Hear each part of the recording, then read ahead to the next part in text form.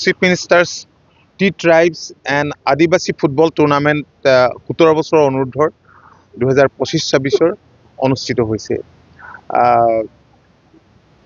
আমাৰ বোকাখাতত যথেষ্ট সংখ্যক চাহ জনগোষ্ঠীৰ লোক আছে, আদিবাসী লোক আছে, আৰু আটাইতকৈ প্ৰিয় খেল হৈছে চাহ জনগোষ্ঠীৰ ফুটবল খেল।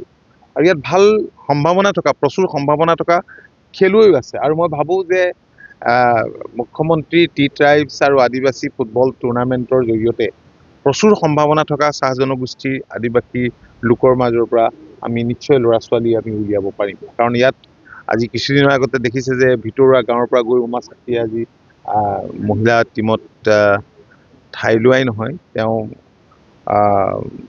ভাল এগৰাকী খেলুৱৈ বুলি আমি সকলোৱে জানো। গতিকে এনেধৰণৰ ভাল খেলুৱৈ বহুত ওলাব। মই মুখ্যমন্ত্ৰী ডাঙৰীয়াক ধন্যবাদ জনাইছোঁ। আৰু আজি আৰম্ভণি আৰু 13 তাৰিখে ফাইনেল হ'ব। আৰু ইয়াৰ পৰাই ৰাজ্যিক ভিত্তিত হ'ব লগা যি প্ৰতিযোগিতা ফুটবল মেটছ, ফুটবল টুৰ্ণামেণ্ট, তালৈ চিলেকশ্যন। ঠিক আছে।